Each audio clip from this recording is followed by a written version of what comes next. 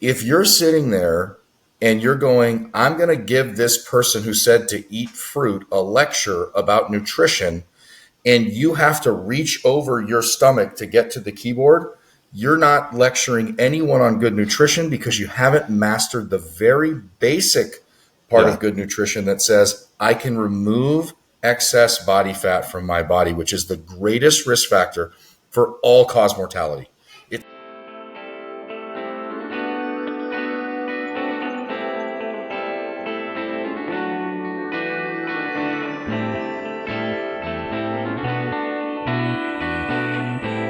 All right. Welcome to the Bacon, Bibles, and Barbells podcast. I am Coach Justin, joined by Coach Bill, Coach Amanda, and we are here to talk today about the nuts and bolts of nutrition. We're going to jump right into it today. So real quick, for those of you that are listening and you want all the information up front, I'll just give it to you now, and then we're going to spend the rest of the episode unpacking it. How do we calculate macros and how do we think about diet at a high level? Now, of course, exceptions will exist. Bodybuilders in prep, it might be different. Strength athletes in prep, it might be different. People losing weight aggressively or gaining weight very aggressively, it will be different. People with food intolerances, it will be different. People with certain health conditions, it will be different. We're going to spend the rest of the episode kind of unpacking those exceptions and also the why behind all of the things I'm about to say. So at a high level, here's how we look at total calories, and we're going to narrow down to macros. If you are metabolically healthy, meaning you don't have type 2 diabetes or something like that, generally for a woman, if you can eat, if you're not super athletic or burning a lot of calories during the day, you should be able to consume about 10 times your body weight in calories if you're not excessively overweight in total calories. So if you're a 150-pound woman, 1,500 calories is probably about maintenance for you.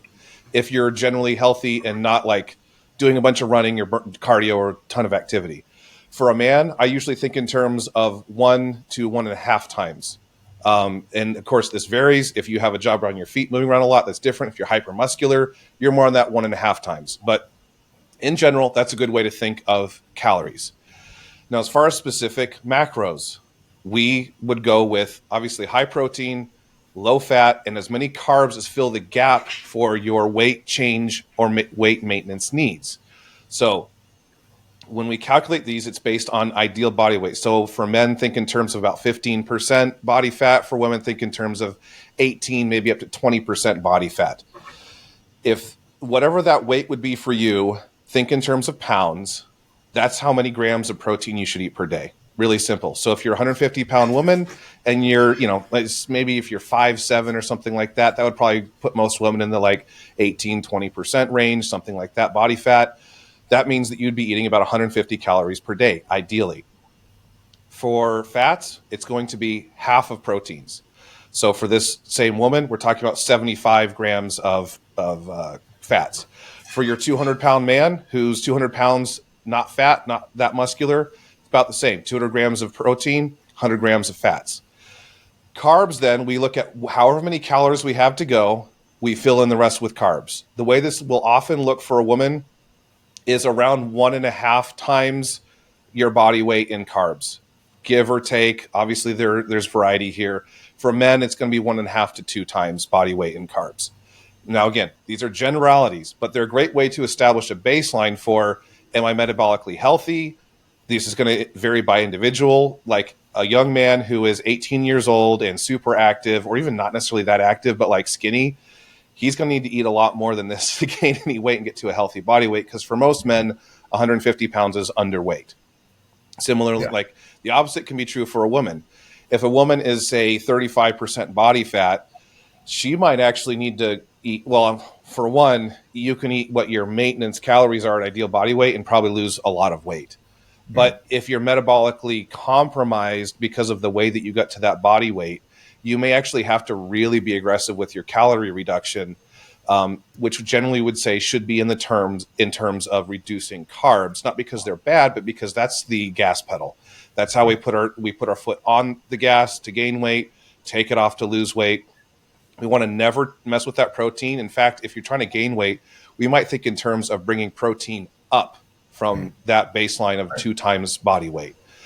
And if you're in severe caloric restriction, because you're trying to lose weight aggressively, whether for competition or personal reasons, once you've exhausted most of your carbs, you actually can reduce body fat lower if you want. There's a whole lot of like stuff on the internet about, okay, I've got to gain, women saw something about like women have to eat at least 100 grams of fats or you'll be unhealthy. Give me a break for hormone production.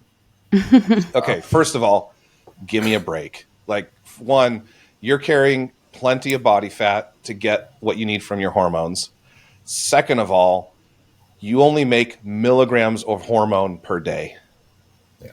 A gram of saturated fats will give you all the cholesterol you need to create hormones. Right. Now, you will be unhealthy if you only eat a gram of fats per day in perpetuity. That's not good. I'm not saying to do that, but I'm just making the point. It's actually not for that purpose. It's for other purposes. So my final guidance will be, and I think we're all pretty much in agreement here, within those calories, you want to have at least 2 servings of vegetables and 2 servings of fruit per day. Yeah. If you follow what I have just said, you will be generally metabolically healthy and you can do whatever you want with your body weight, up, down, maintenance. Now, obviously, it gets complicated from there. Part of the reason that people have coaches is how to solve this problem, not in a vacuum, because what I've just stated is purely in a vacuum. It doesn't take into consideration the psychological components behind weight loss and everything else, which is why coaches exist and dietitians, et cetera. Right. So I kind of want to like open the floor now to you guys because I've been talking for like 5 minutes. Let's start with the big one, actually, fats. I think, Bill, maybe you could unpack this a little bit, and I'd like to move to Amanda because you're very familiar with your personal experience with severe caloric restriction because you've had to go to where you have to sacrifice fats too. If you're in a bodybuilding prep, you have to go below that half, I should say half your body weight in protein.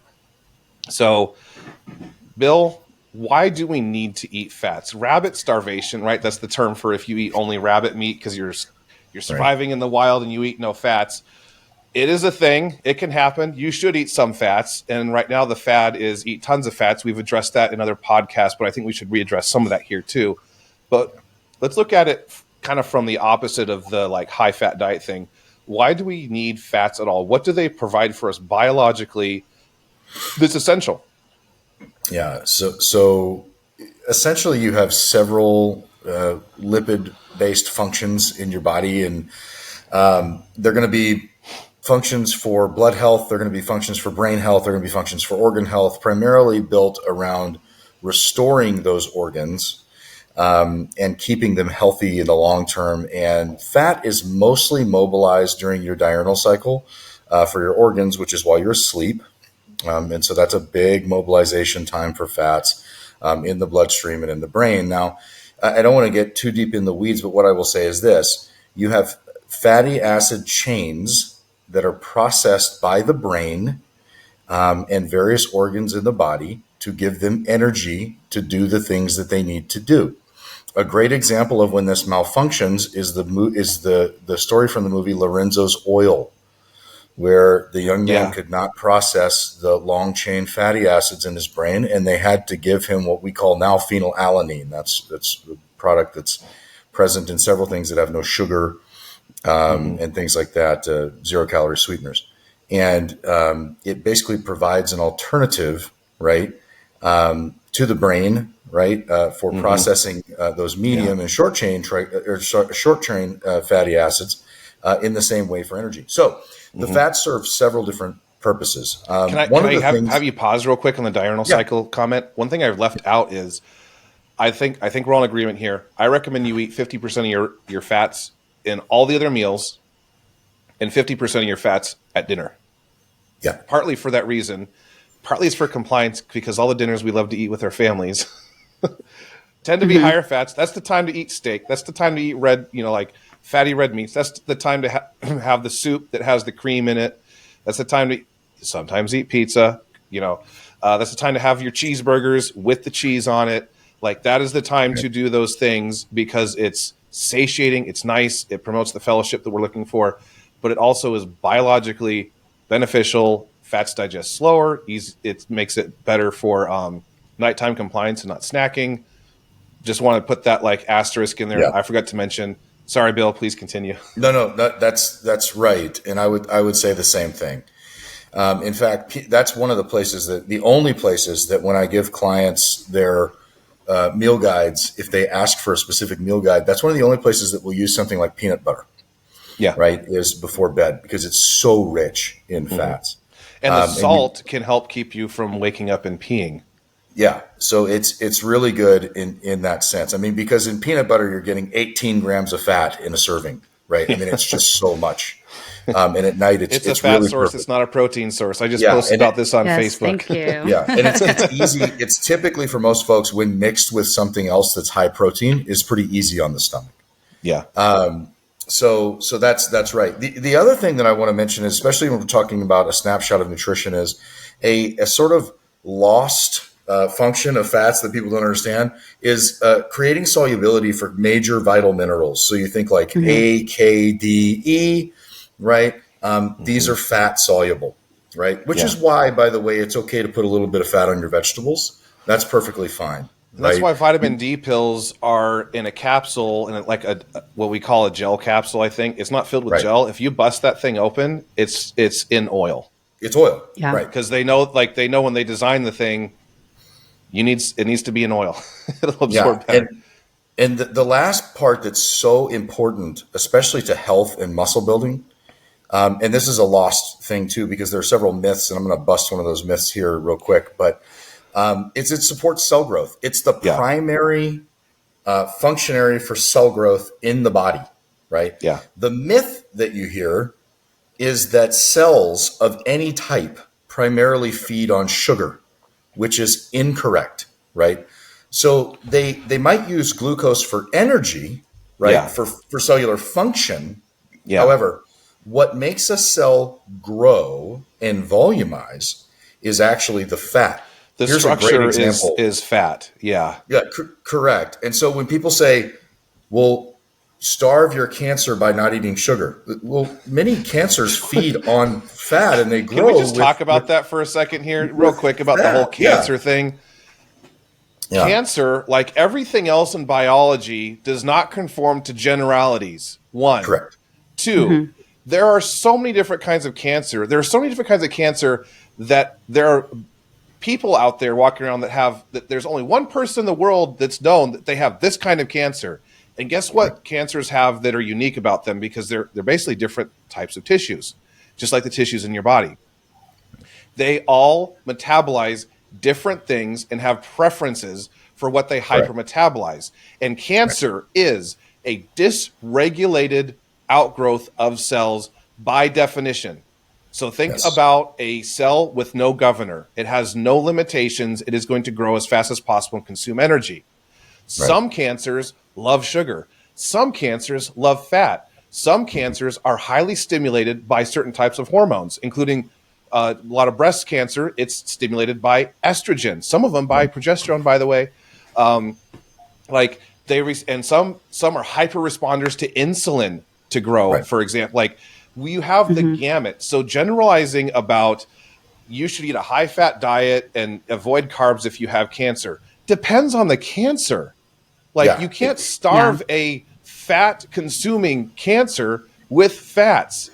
You need to know what kind of... This is where a lot of the documentaries about nutrition really use fear-mongering tactics, because they'll pull this study Game that changers, says shout out. People who have cancer and have eaten this certain kind of diet, their tumor grew exponentially faster, or whatever it may be. Like, okay, if you have a certain kind of cancer, we can talk about how you should eat that way. But if you don't, like, you don't need to eat a certain way. If you do not have cancer, they're just throwing these stats and this data out at you that is completely not specific to you. Cancer is endogenous. It's an endogenous disease. It comes from inside you. It is highly individual. I don't care what category of cancer it falls into. The cancer that someone has is completely individual to their physical makeup. And you need to know exactly what kind of cancer it is if you're trying to use your diet to try to help yourself. Correct. And here's the thing. You could be feeding that thing. You could be pouring gas on a flame. Right. You can say, okay, this cancer tends to prefer, glucose. Well, great, but it only prefers that for its metabolic function. For growth. The structure, right? Yeah, the scaffolding. It's using fat. That's the only thing it can use to grow. That's what. For those of you that don't know, every cell in your body, the entire exterior of it, is made out of fat. Right. Every cell in your body. There's no, like, you don't have special cells that aren't this way.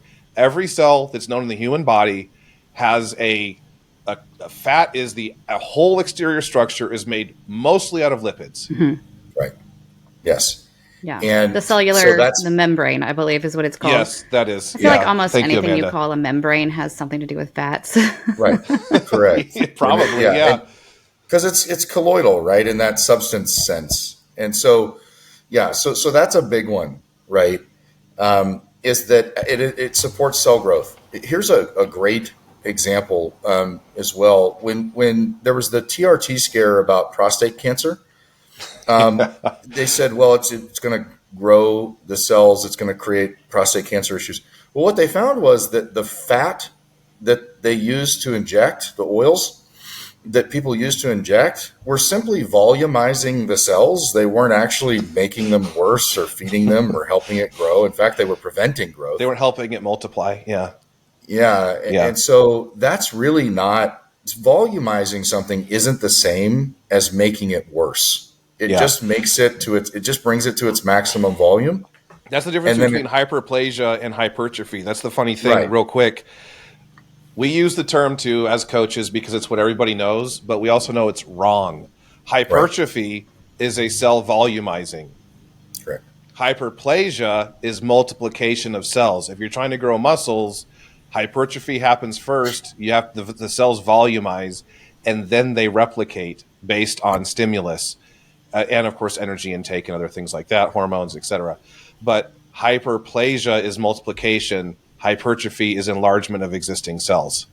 They're two very different concepts. You can't create fibers without creating new cells. You can't just enlarge an existing cell. That's not how that works. So so anyway, that's the purpose of fats, right? Now they do some hormone production through cholesterol, but let me just put a fine point on this as well. People will go, your brain's made of cholesterol. Yeah, it's not, right?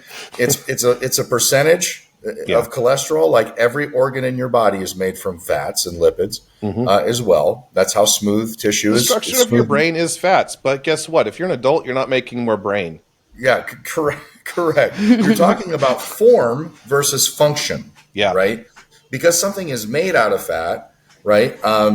You're going, well, you need to consume this in excess to get it going. Hilariously, something that activates proteins like creatine, for example, right, actually is better for the brain in an adult living human brain in hyperdoses than fat. There's no evidence that hyperdosing fat improves brain function in any sense. In fact, it's probably responsible for some poverty of thought and decay in IQ in some populations where they don't have access to high quality carbohydrates and protein. The correlation, I would even say causation behind high fat consumption and metabolic disease causing metabolic disease of the brain, type 3 diabetes or Alzheimer's, is very strong. And so, like, if anything, a high fat diet long term will generally lead to degradation of brain function. It's inappropriate in that case for sure. And of course, high-fat diets are inappropriate for anyone who has hypothyroid issues. That is inappropriate because fat inhibits, like, thyroid. It downregulates. It downregulates the thyroid, but it does something really awful. It means it prevents your T4 from turning to T3, and then there's no absorption. The T4 just passes through your body. Nothing happens. You might even get rapid heart rate and things like that, some uncomfortable symptoms if you have excess T4, but it actually prevents what we would call absorption, but it's not really absorption. It's actually just the metabolic change that occurs from one form of the hormone to the functional, usable form of the hormone, right? The bioavailable version. Yeah. So I think we've beat the high fat horse a little bit here. It's kind of squishy. It is. Just one thing, well, I guess one final point on that. At a high level, one of the prime factors that seems to be behind, and this is fairly theoretical because there's a lot of things we don't know, I think, but one of the prime factors behind a high-fat diet causing metabolic disease, type 2 diabetes, insulin insensitivity, appears to just be simply that it slows digestion and it slows absorption of foods. Right. Your insulin receptors are are sprinters, and they're not long-distance runners. They're made to do heavy workloads for short amounts of time and rest. Right. That is the way things appear to function. And what that means is so all these like high-fat diet people, they talk about insulin spikes and how bad they are. If you're to graph what your insulin does and what you want it to do, you want it to spike and return back to baseline very rapidly. Right. And just like anything else in the body, a system that is not used atrophies. And so even if your insulin stays fairly low because you're on a high-fat, high-protein diet, as soon as you introduce carbs or anything like that, that's why people feel horrible when they eat carbs when they're on these diets. And they think, oh, carbs are so bad for me. Well, no, they're not. It's just that you have lost your adaptation and your capability to handle that kind of energy source. You should have it, and losing it is not a good thing. Yeah, you're not healthy enough to eat it. That's really what they should be told. You're not. That's a good way of putting it. Mm-hmm. Yeah, and bragging about pooping once a week is not a point that you want to be making. Like that is the rise in gallbladder removal and colorectal cancer after the keto fad and the carnivore stuff coming on the scene is not coincidental and at hypothyroidism. Yeah. Yes. Yeah. Like in fact, it was so when I went on back in the day paleo, I probably already was going to have thyroid problems later in life, like a lot of people in my family do. But that's what did my thyroid in. That is when I started having to take thyroid replacement. And I was able to come off for a short time back when I was really small, and it was barely in range and I was feeling okay. But as soon as I gained any weight, my thyroid couldn't keep up. And I do all the right stuff, basically. Thyroid just not going to cut it. But what exacerbated that, probably had it happen at a much younger age, was the fact that I tried a paleo diet for about 3 years in my early 20s. Yeah. And I didn't go the zero carb version of it. I ate my tubers, just not a lot. Sure. Yeah. It's always that one thing that kicks it over the edge. Like some of us are going to be predisposed to things like that. Like, like you're saying, maybe the thyroid issue was going to happen anyway, but you did something to kickstart it a little faster. That's risk factors. There's people who are going to be lactose intolerant eventually anyway, but it may happen gradually. My husband was one of them. I really think he was on his way to lactose intolerance already, but he did go mad for fun. Kicked him over the edge. Now it's like he can't handle a single bit. So I think I'm safe from that because of how I gained weight when I went from 130 pounds to 200. There was a lot of milk and ice cream in there. I can still like last year when I went up to 280. I had a lot of because it's just such an easy way to get a lot of calories in. I had a lot of dairy, and it never messes with me. And I'm so grateful for having like all of the lactose superpowers that. Yeah. Me too. You could want. So as a transition to carbohydrates from fat, I think one thing that's worth mentioning is that when people go on high fat diets, they do keto, they do carnivore, all these things, they'll come back with blood work 6 months, 8 months later, and somehow they've got triglycerides in the 150 level, the 120 level. I mean, these are ridiculous levels for triglycerides. I've seen over 300 for people that are eating almost zero carbs.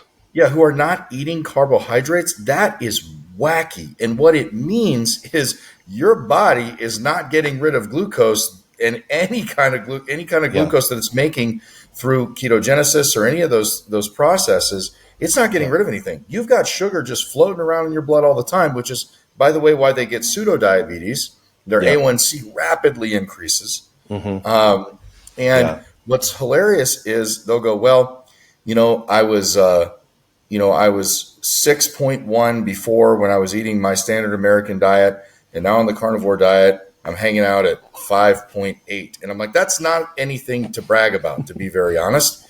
That's not amazing, right? Yeah. It's not a miracle.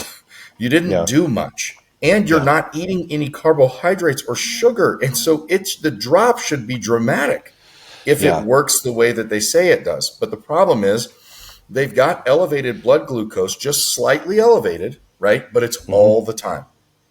I've seen a lot of people that consume basically zero carbs. Their waking blood glucose levels are over 120, sometimes over 140.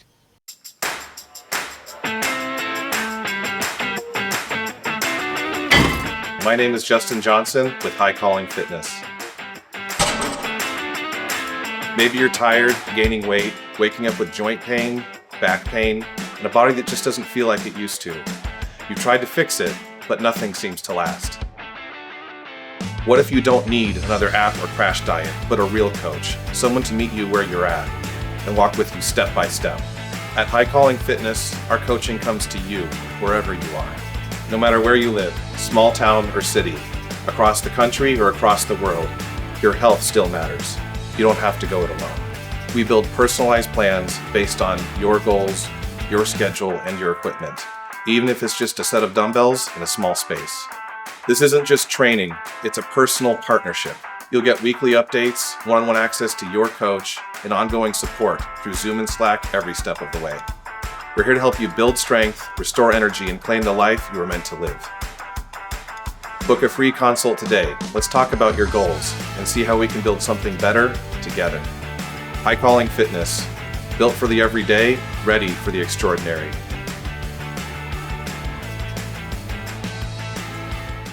Yeah.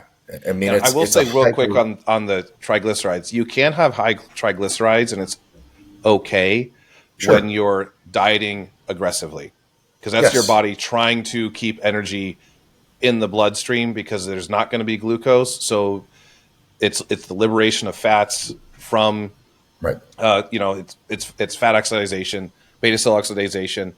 That is fine and expected and normal and not something we're generally concerned about. But so like, that's the only condition that I'm aware of where where high triglycerides doesn't concern me. Yeah. The other potential thing would be if you were to, for out of necessity, do a low protein, low fat, high carb approach. So something like a mostly fruit or sugar fast diet that they might put you on because you have certain liver issues or kidney issues. And you might go, it's crazy to put somebody on a high sugar diet if they have liver or kidney issues, but actually it can be quite therapeutic. And so what it does is it increases certain proteins and certain sort of peptide and nucleotide chains in the body. It also raises testosterone quite a bit, but unfortunately it also raises SHBG, so it's kind of a wash. Yeah, it also will increase your growth factors dramatically too. It will like growth hormone. Actually, growth hormone is very responsive to carbohydrate intake, which is and so part of why we like carbs in your diet. Yeah, in that case, it's okay because you're going to mobilize a ton of fat in that instance as well, right? Yeah. So for reference, just for our listeners, and I don't have this on the top of my head either, but I know one of you two do. What is a good number for fasted early morning glucose and for triglycerides? For glucose, I want anything under 100. Yeah, under 100. 80 to 85 is probably like really good, right? Like that's amazing. I mean, and there is some allowance there for dawn effect.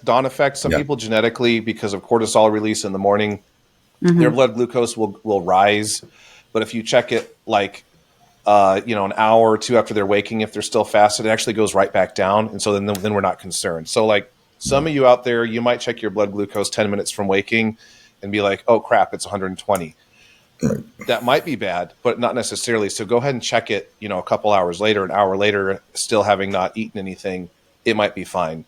Bill, I'll let you, since I already spoke up about the glucose, maybe you want to talk about the triglyceride levels. Triglyceride, obviously we're looking at oxidation as the major problem. So there's a couple of things that you need to think about.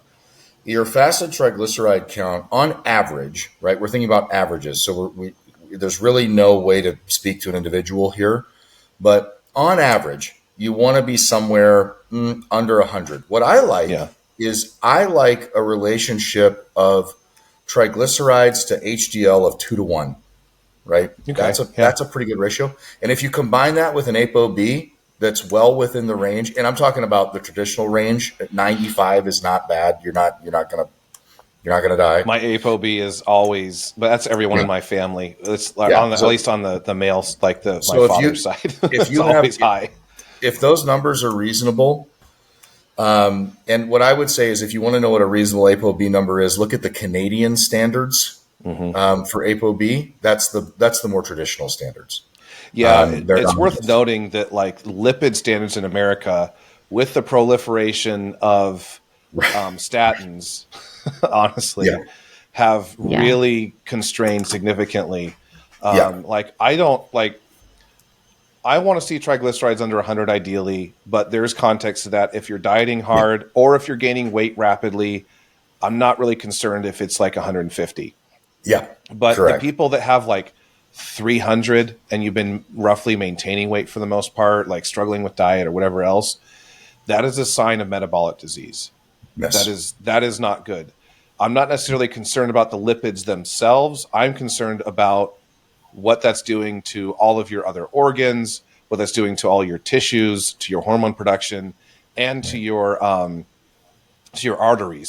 Lipids, we don't really have any data to support the theory that lipids damage arteries. They don't. Right. They're not in particular. But what we do have good data for is if you have dysregulated blood glucose levels, lipids accumulate in arteries, likely as a result of damage to arteries and veins, because it's a really simple, like I would say it's practically proven at this point because of how strong the correlation is between out of control blood glucose levels and atherosclerosis and blockages of all kinds. Yeah. Blood glucose is sugar is a crystal. Yeah. It's like simple as that. It is scoring and scratching the insides of your arteries and veins if it is dysregulated. Too much means physical damage. Something has to keep you from bleeding out and basically plugging a hole. And that's something that is very available are lipids. And so you'll get that lipid accumulation that then can calcify over time and form those types of blockages. A good example of this is actually a gentleman I was talking to very recently who has had his entire life extremely low lipid values. Triglycerides, LDL, HDL is always excellent. He has been type 2 diabetic and not really taking care of it for decades. He has blockages. Mm-hmm. There's not much correlation between your lipid levels and blockages. However, there is an extremely strong correlation behind dysregulated blood glucose levels and blockages. And then if you add high blood pressure on top of that, you are basically causing that further damage and strain on the blood vessels, which can lead to that plaque formation. Even this is a compounding effect that they can have.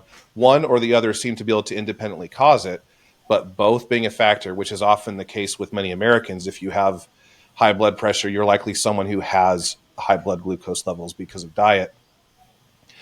Your chances for blockages are way more higher in that case. Well, and I think to pile on top of that, the most common causes of death, the most common, sort of comorbidity, comorbidities in regards to, all-cause mortality with diabetes is heart attack and stroke. Yes. Mm-hmm. Yeah. And heart attack caused by stroke, right? Yeah. Which is infarction, right? And so it's weird because you would think if diabetes was the primary complication, they would die of insulinemic or insulinergic shock, but they don't. They commonly die of heart attacks and strokes. Most common. Yeah. Heart attacks, strokes. And so that lends to what you're saying there. Yeah. I do want to say something about excess adiposity as we talk about nutrition as well. Yeah. Part of the reason that nutritional myths persist is By the way, adiposity is Bill speak for being fat. Sorry, it's being fat. Yes. So having excess carrying a large body amount of body fat. Yeah. Yeah. Sorry. Having a large amount of body fat. So the part of the reason that these nutritional myths get created and that they persist is because there are folks with excess body fat that really do not know what to do about it anymore. It's become such a problem in their life. Yeah. Maybe their medical stuff is starting to go a little haywire. Doctors freaking out a little bit. they're freaking out a little bit. They're having to buy bigger and bigger clothes. They're tired. They've got some symptoms. Things are coming up. More and more drugs. Yes, more and more drugs, and they're really scared. And so they hear these things and go, this is the magic bullet. Well, the problem is if you look at about 99% of the adherents of these special kinds of diets that are beyond balanced nutrition, most of the folks there are still very overweight. Very overweight. It is rare to see somebody successfully execute one of these diets long term and A, not have health problems, and B, not retain their adiposity, their excess body fat, or bounce back to it once that sort of extremist diet is over. And so what should be said is when we talk about what good nutrition looks like, first and foremost, if you are extremely overweight, good nutrition is a balanced approach to removing your body fat.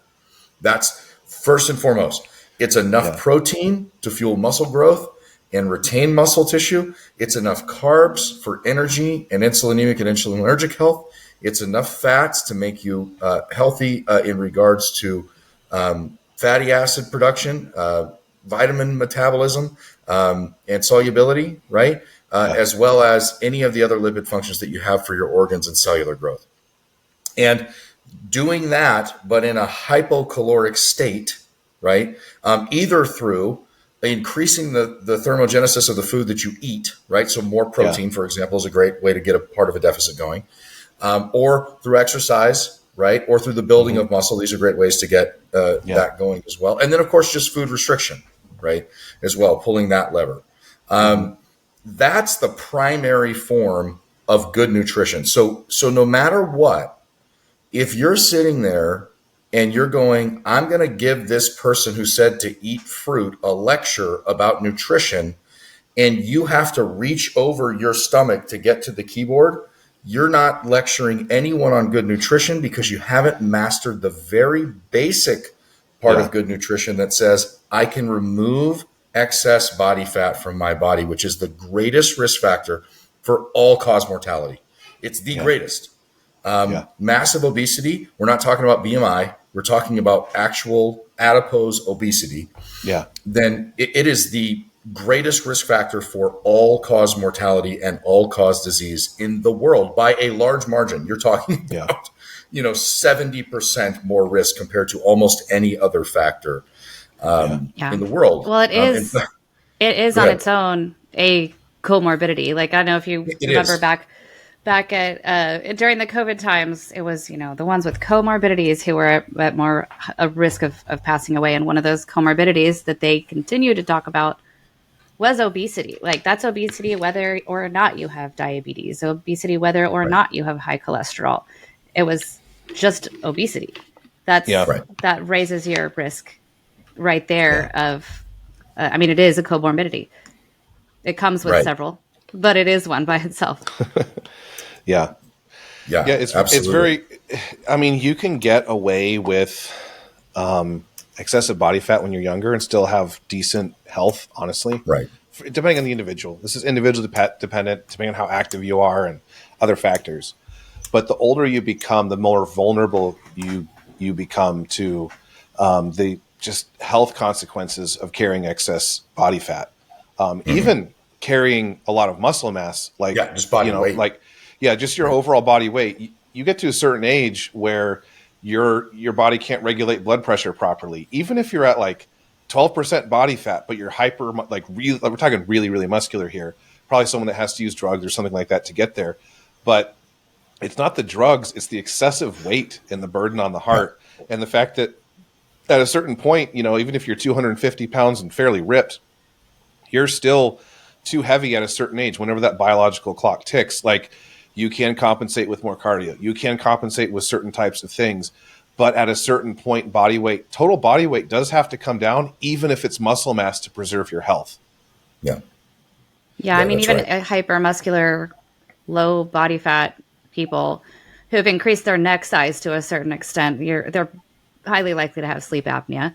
And need assistance, Not to point anybody out. I've had apnea since, like a lot of people in my family have apnea anyway. So like, I'd probably have to weigh like 170 pounds to not have it. Yeah.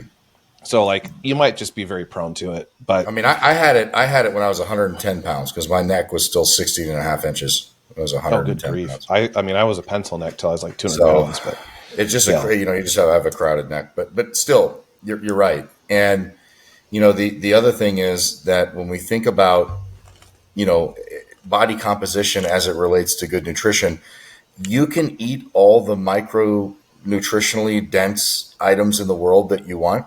Here's the great thing about excess adiposity. It starves and suffocates your organs. You can't use any of it. It surrounds the organs and quite literally presses in on them and suffocates them. It cuts off blood supply. It prevents nutrients from getting to the organs. It does all of that. People have had this big thing about visceral fat and subcutaneous fat. And I'm going to tell you something. Visceral fat is the fat that's connected to the organs, but the subcutaneous fat is pretty bad too. It doesn't do you a lot of good. Like excessive visceral fat is obviously, I would say, the worst. Correct. And you would know that, because you would have a hard stomach. Things would be abnormal, right? Like you'd have a lot of that is genetic hard too. as a rock. Yeah. There's some how of that you put too. that on. The biggest genetic component actually, in my opinion, appears to be if you carry how female your weight distribution is. Right. To be honest with you, like, do you carry it on your butt and hips, basically? Like, and I think that's why women are healthier at higher body fats and also seem to develop high blood pressure. It takes a lot more body fat to do so because they don't carry as much weight around their midsection. Mm-hmm. I'm an example of that, by the way. Like, I carry a lot of my body fat on my lower body. I don't carry that much, even when I've been at my biggest.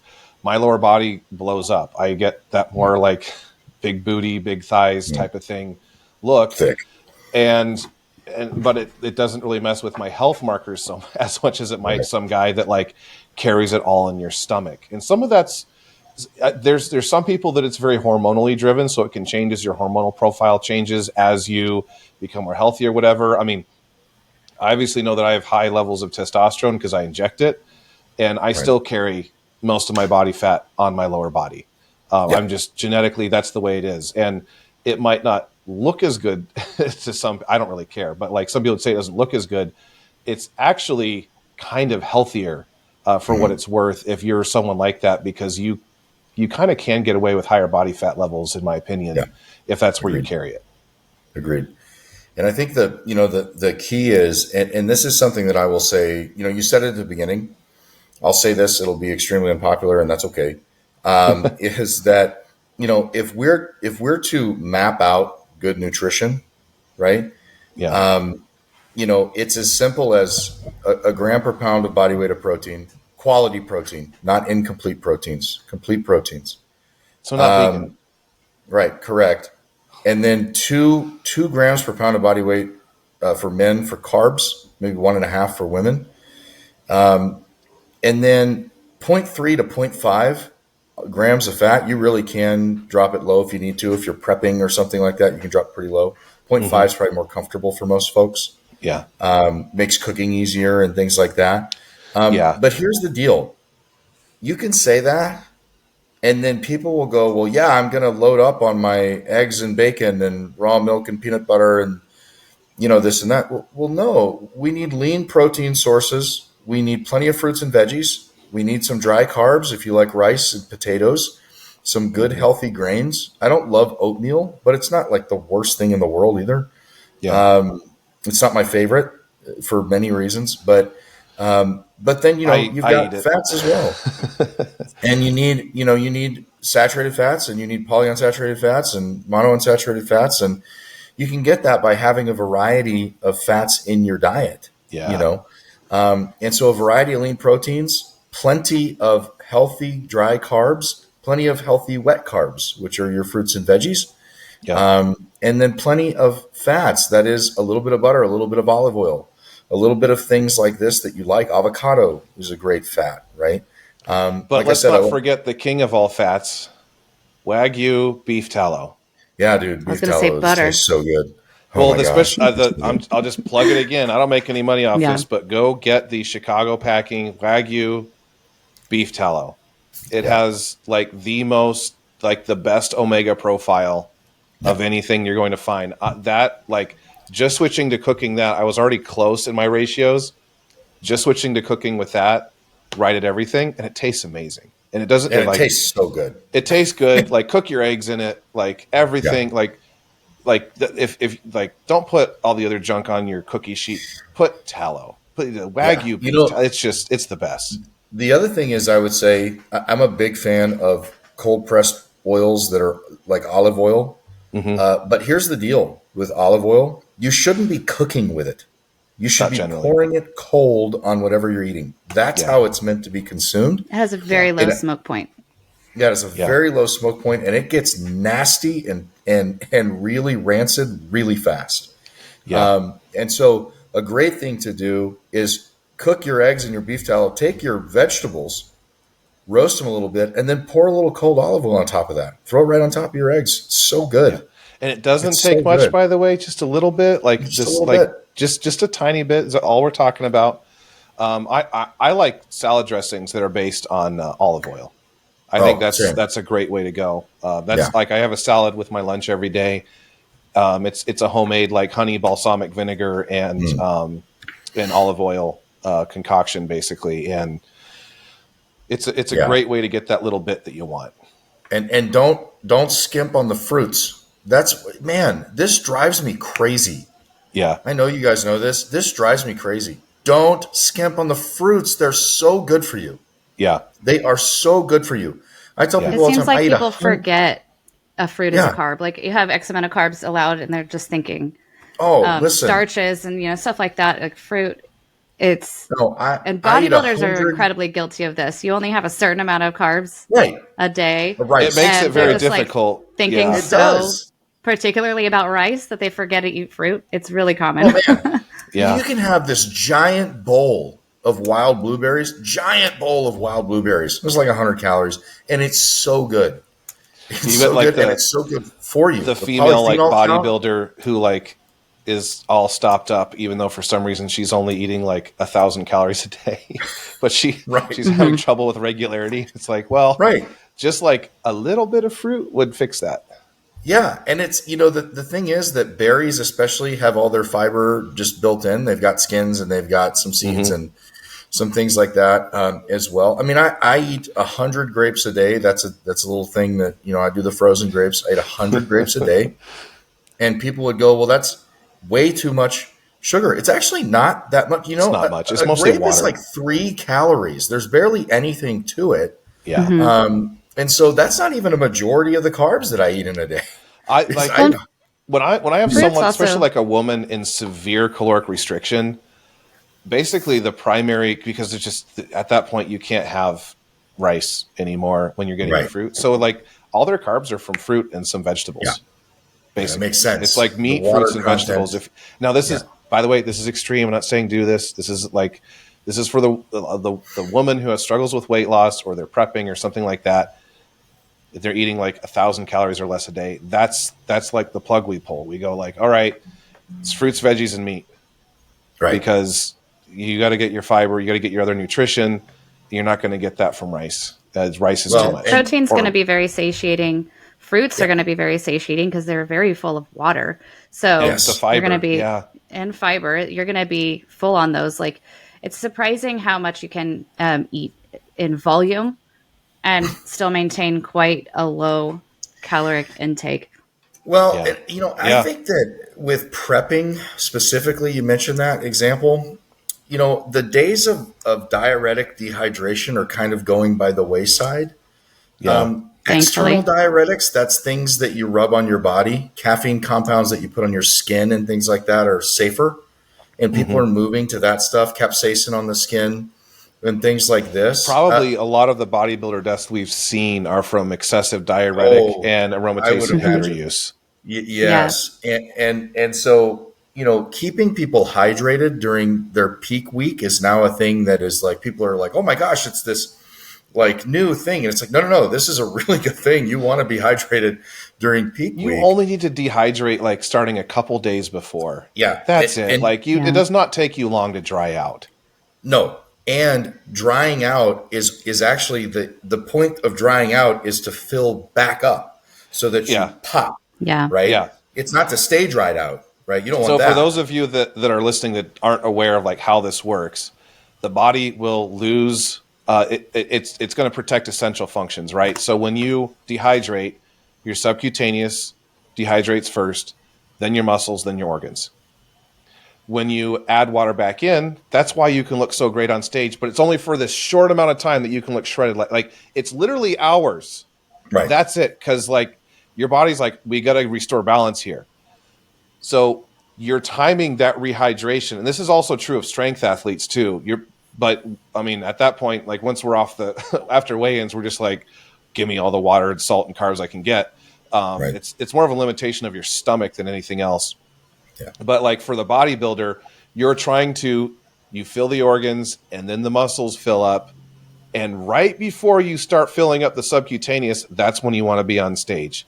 Is when and by the way, this is individual. That's why you have to peak a number of times. Like for the first time you do it, your coach is trying to figure you out because you might fill up, the subcutaneous might fill up rapidly or it might fill up more slowly for you. But like that's sort of that like that's like the real art of peaking mostly is in water management, assuming you've already got down to the body fat level that you need. It's figuring out exactly when are the muscles most full versus the subcutaneous the most depleted we can possibly get it so that you can look right on stage. Yeah.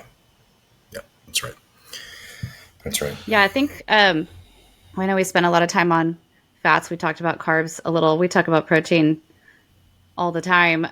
I'd love to spend time, if we can, on how to actually institute this, not just give these recommendations of amounts, but like good nutrition is not just about when you're cutting. It's not just about when you're gaining weight. Like it's all the time. You should have good nutrition. There's a lot of approaches to how to begin this, and they don't all work for everybody. There are people who do well by setting based on those estimated numbers that we gave for carbs, proteins, and fats, just getting an estimate, starting with that and tracking it, and then adjusting from there. That's one method that can work. Just start at that baseline, see what happens to your weight over a couple weeks, and make adjustments from there. There are others I would recommend. Don't set any kind of recommendation at all. Just track what you have been eating. And then make adjustments from there, because most of the time you're going to find out, with both of those methods, really, you're going to find out your protein's too low. But that is definitely where to start. Either pick an estimate, start there, or just track what you've been eating and adjust from there. Either way, you're going to be adjusting. A lot of people, I think, if they were to look at what they're eating and their weight's not doing what they want, it's going to be a combination. What they would observe are a couple things, including what you said. They're not eating enough protein. They're eating too many fats. And they're probably eating the right number of like healthy carbs if you just cut out the sweets. They're actually probably eating about the right amount of rice, potatoes, fruits, things like that. Well, they probably need more fruits, but like they're probably actually macros wise pretty much where they should be with carbs. It's just that most likely fats need to come down, protein needs to come up, and all of a sudden, boom, some things might start coming together. Yeah, agreed. And I think auto-regulation is one of those things that's a lost skill in this regard. People go, well, I don't want to track forever. Yeah. Great. Because things like, moving from numerical tracking and weighing to hand, fist, and finger sizes for portions to then sort of eyeballing what you need, it helps you understand that calories and macros are a heuristic. They're not a science. It's more of an art, especially if you understand how calorimetry works. It's a wild thing. So you can't be exactly it's precise. It's not as accurate as we want it to be. Yeah, but what you can know is I'm not losing weight and I'm eating 6 ounces of chicken, 200 grams of rice, and 100, or 5 grams of fat or 10 grams of fat, right? 10 grams of butter at each meal. Cool.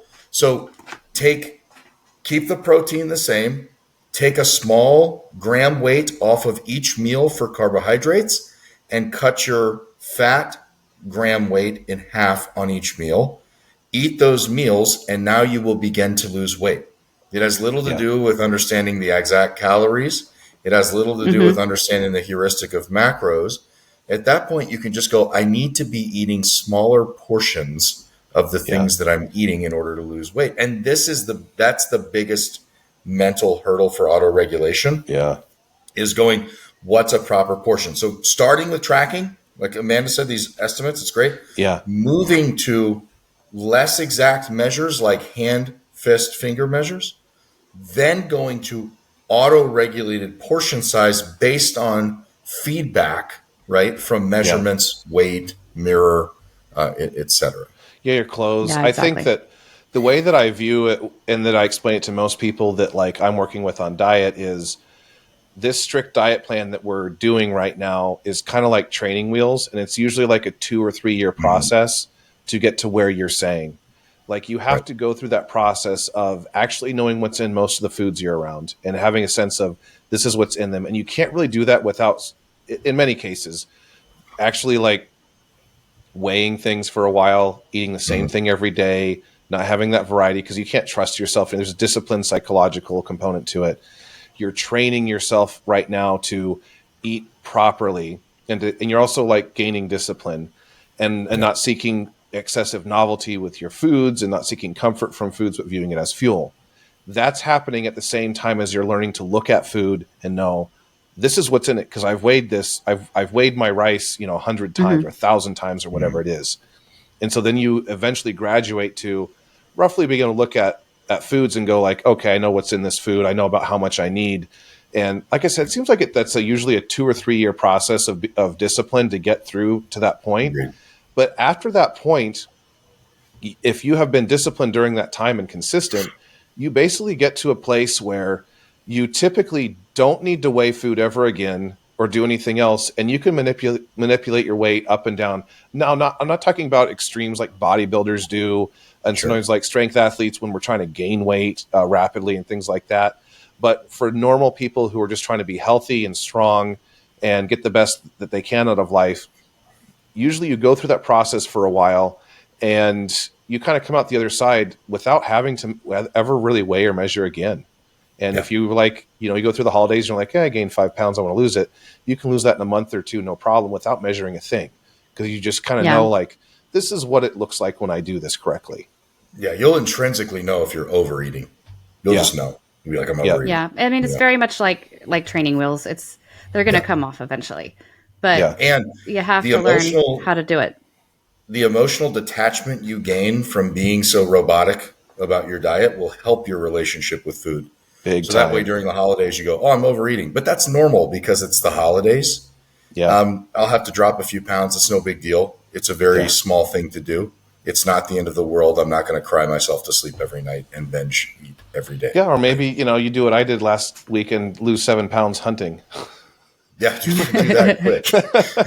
I lost, like 7 pounds I lost in diet like 5 of days.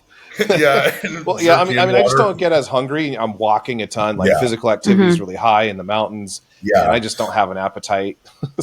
Well, and you really don't feel good unless you have high protein out there, as high protein as you can get. And a protein centric diet that's really protein centric, and you don't have access to a bunch of fats and carbs, it just cannot keep weight on you. It just can't. No, you can't. So, yeah.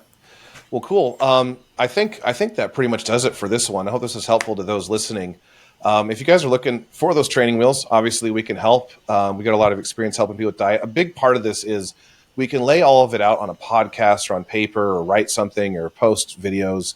Sometimes it's hard to put all the pieces together, especially with your individual lifestyle, your individual needs, and helping you through navigate that process so that you can sort of work toward becoming independent and able to just self-regulate, auto-regulate on your own. Yeah. So if you're interested in that, of course, you can visit us at highcallingfitness.com. We'd love to help.